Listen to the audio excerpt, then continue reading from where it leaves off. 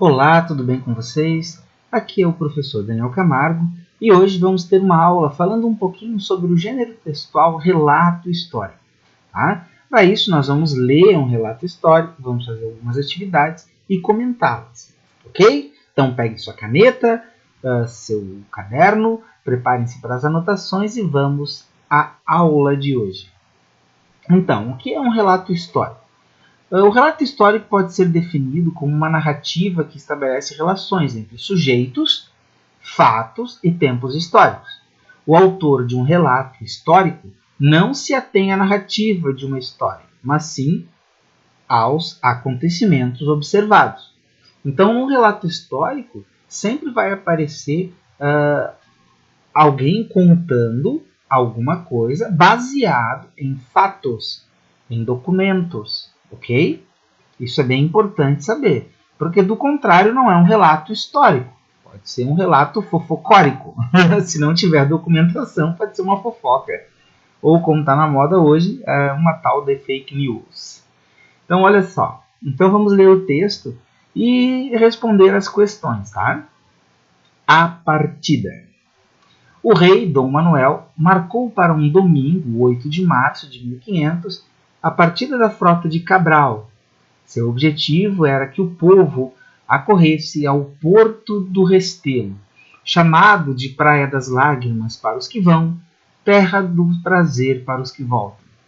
Para que todos vislumbrassem o espantoso espetáculo, 13 embarcações arpando para o longínquo Oriente, com a cruz vermelha da Ordem de Cristo, enfunada nas velas. Era uma nova cruzada marítima, o destino de que Portugal tanto se orgulhava. O domingo amanheceu radioso, e por volta das 10 horas, o rei, acompanhado por seu séquio, chegou à capela de Belém. Ali, sob a luz de tochas, o bispo Dom Diogo de Ortiz rezou a missa. Dom Diogo fizera parte da junta de astrônomos de Dom João II, e junto com Abraão Zacuto e José Vizinho, vetara 8 anos antes financiamento ao projeto delirante de Cristóvão Colombo de chegar ao Oriente pelas partes do Ocidente. Após a missa, Dom Diogo deu a Cabral um capuz vermelho, bento pelo Papa, ou seja, o Papa benzeu, né, o capuz vermelho, e se despediu do homem encarregado de conquistar a Índia. A cena da partida foi descrita por João de Barros. Aqui aparece, vou até dar uma paradinha. Nessa parte aqui aparece o uso, né, de um documento, de uma descrição de alguém com renome, né, na época.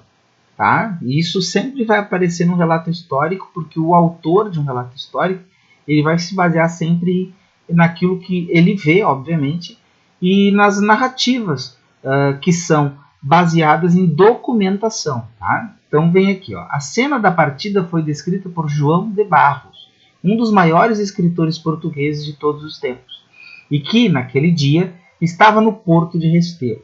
A maior parte do povo de Lisboa, por ser dia de festa tão celebrada pelo rei, cobria aquelas praias e campos de Belém, e muitos barcos rodeavam as naus, levando e trazendo gente, todos com seus uniformes e bandeiras de cores diversas, tão lindo que não parecia mar, mas um campo de flores. E o que mais animava o espírito eram as trombetas, tambores, flautas, pandeiros e até gaitas, porque para a viagem de tanto tempo, os homens se serviam de tudo para tirar a tristeza do mar. Mas a tristeza do mar prevaleceria mais uma vez. Cerca de 1000 dos 1500 homens que então embarcavam jamais retornariam a Portugal. Olha só que interessante. 1000 dos 1500 homens não voltaram mais dessa viagem. Né? Como era perigoso navegar naquelas épocas. Né? Então, no dia seguinte, uma segunda-feira, 9 de março de 1500, a poderosa frota de Cabral içou as velas, zarpando em direção ao Oceano Atlântico. Menos de 2 meses depois, ia incorporar ao Império Português um vasto território continental, um mundo que ainda não existia, um novo mundo, né? Chamado depois de Brasil. nossa terra linda, maravilhosa. Ok? Então, o relato histórico. O gênero relato histórico tem a finalidade de documentar as ações humanas ao longo do tempo, para preservar a memória coletiva dos eventos. Os fatos narrados são reais e envolvem sujeitos, fatos e tempos históricos. O autor de um relato histórico não se limita a narrar uma história, principalmente quando ele é um historiador, como no caso do texto lido nesta sessão. Ele busca fontes, reúne e analisa documentos e utiliza critérios para verificar a veracidade do que está relatando. Tá? Isso todos são características importantes. Tá? Tem que ter fonte, tem que ter documentos, né? Tem que ter critério para avaliar esses documentos. Né? Hoje em dia parece que faltam critérios para se avaliar o que se diz. Se diz muita coisa sem se avaliar os critérios necessários. Então, vamos às atividades. Temos aqui a primeira, né? Esse texto foi escrito com que finalidade? Foi escrito com a finalidade de relatar a partida da expedição marítima comandada por Pedro Álvares Cabral, de Portugal rumo às Índias.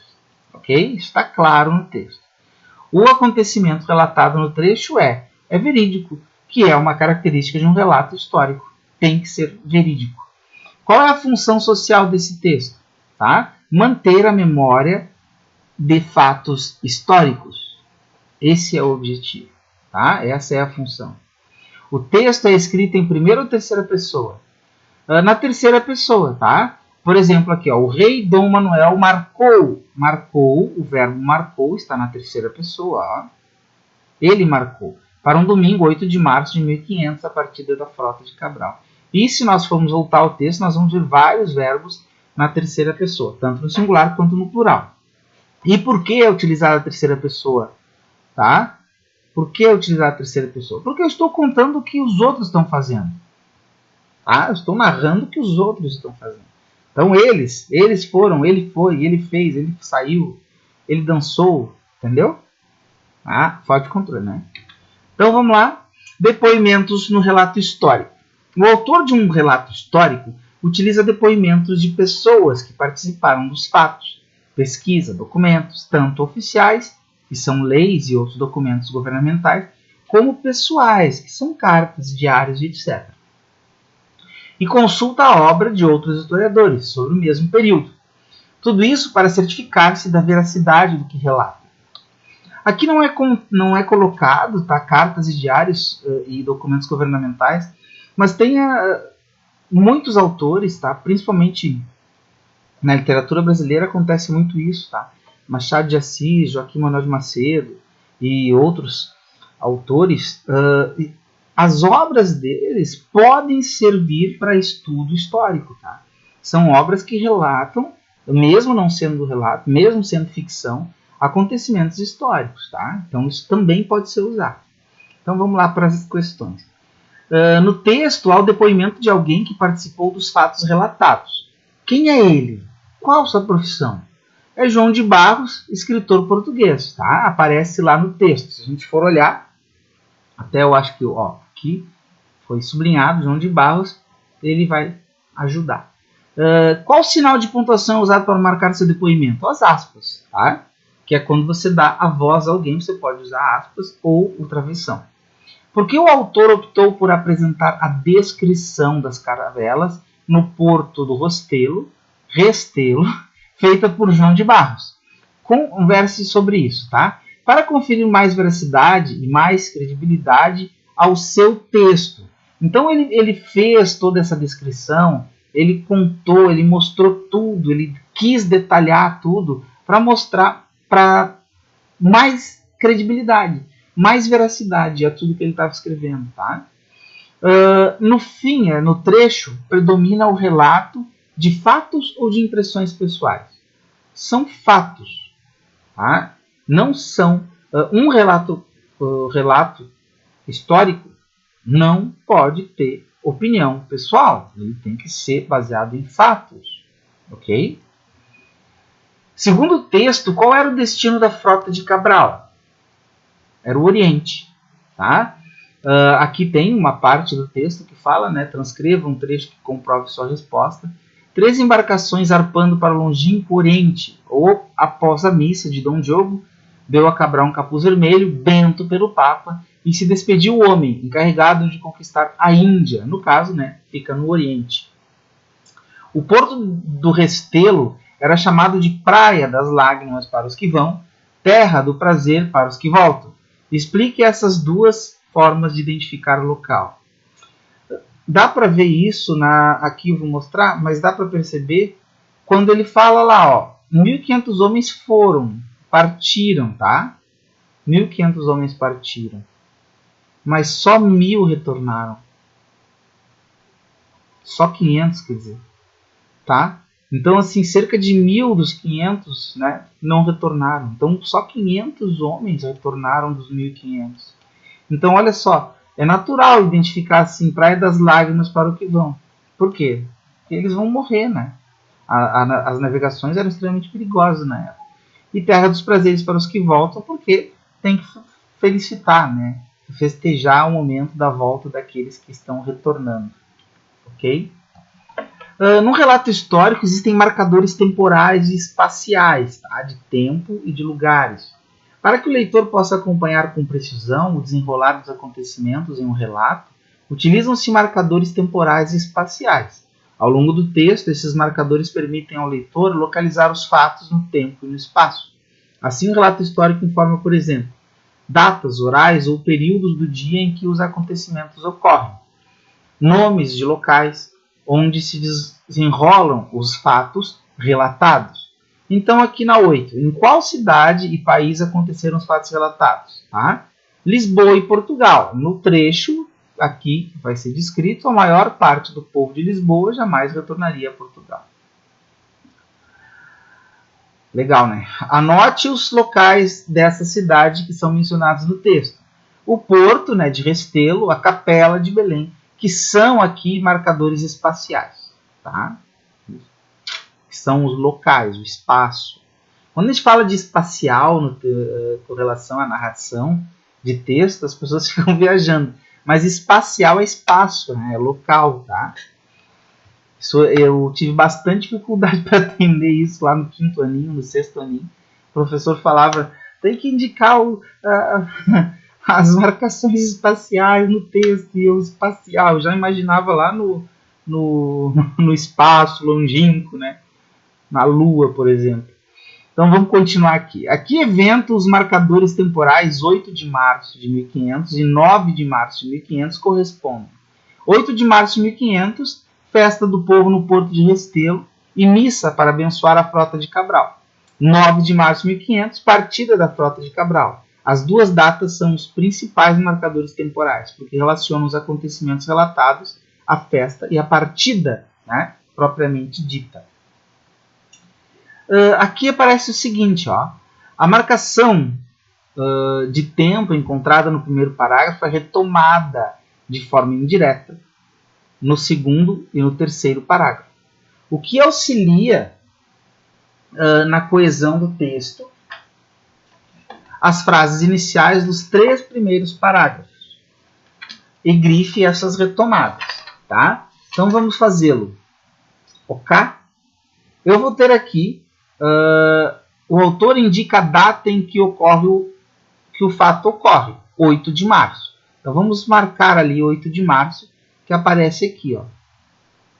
Então, no primeiro parágrafo, o rei Dom Manuel marcou para um 8 de março de 1500 a partida da frota de Cabral. Então, olha só, releia as frases iniciais dos 3 primeiros parágrafos e grife essas retomadas no texto. Aí depois ele vai para o segundo parágrafo e ele vai retomar, né? E que se tratava de um domingo, tá? Então, no começo aqui, ele vai retomar aqui, ó. 8 de março era domingo. Então, ele, em vez de repetir 8 de março, ele fala o domingo amanheceu radioso. E por volta das 10 horas, o rei, acompanhado por seu séquito, chegou à capela de Belém. E depois, ele vai continuar com essas informações, falando de novo, para não repetir nem o domingo, nem 8 de março, ele fala naquele dia. Tá? Isso é importante, né? Você vai utilizar, quando estiver escrevendo um texto, tanto um relato quanto uma crônica, um conto, uma fábula, qualquer coisa que você for escrever, uma carta, você vai retomar e usar, né, palavras que têm o mesmo sentido, expressões com o mesmo significado, para retomar o texto, para indicar, sem repetir constantemente. Vai ficar chato, né? Tanto todo assim, 8 de março aconteceu isso, no 8 de março amanheceu radioso. Então, e que 8 de março estava no Porto, entendeu? Fica chato, fica feio. Dos eventos que ocorreram no dia 8 de março de 1500, por ocasião da partida da esquadra, o autor destacou 2 que estão relacionados aos marcadores, por volta das 10 horas e após a missa. Que eventos são esses? Por volta das 10 horas é a chegada da comitiva real. E após a missa, Cabral recebe o bispo, né, um capuz, recebe do bispo um capuz que teria sido abençoado pelo Papa. Por que esses 2 eventos, entre vários, foram selecionados pelo autor para figurar em seu relato? O primeiro está relacionado à chegada do rei. Então, o rei era a figura mais importante da época. O outro destaca o importante papel da religião. Tá? O Papa era, a Igreja Católica era o poder que dominava a Europa. Então, na época, a esquadra zarpa somente após a bênção do Papa. Tá? E a autorização do rei. Isso é importante. Por isso que, nesse momento, quando foi relatado esse acontecimento, esses 2 acontecimentos precisavam estar ali descritos. Né? Observe a reescrita de uma frase do texto. Tá? O rei Dom Manuel marcou a partida da frota de Cabral. Na frase, relata-se um acontecimento passado, futuro ou presente. Há um marcador de tempo nessa informação?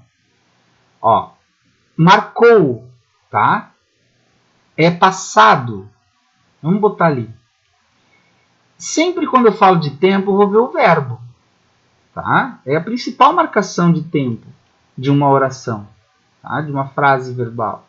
O verbo marcar está flexionado no passado. Tá? Ele marcou. Então, isso é importante porque, normalmente, quando se trata de um relato histórico, algo que já aconteceu, eu vou usar o pretérito, que é o tempo passado. Releia o segundo parágrafo do texto. Qual é o fato mais antigo? É o veto de Dom Diogo ao projeto de Dom Cristóvão Colombo. Tá?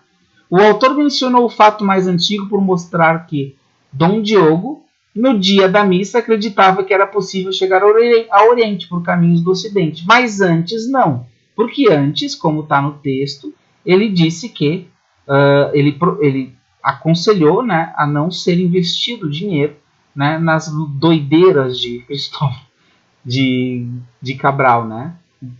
Então, é isso aí.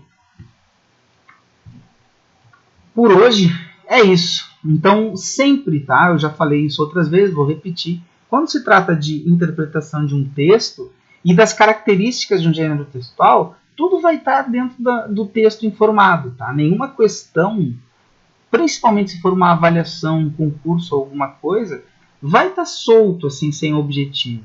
Tá? É só ir no texto que você encontra a resposta. Ok? Até a próxima aula e tenham um excelente dia.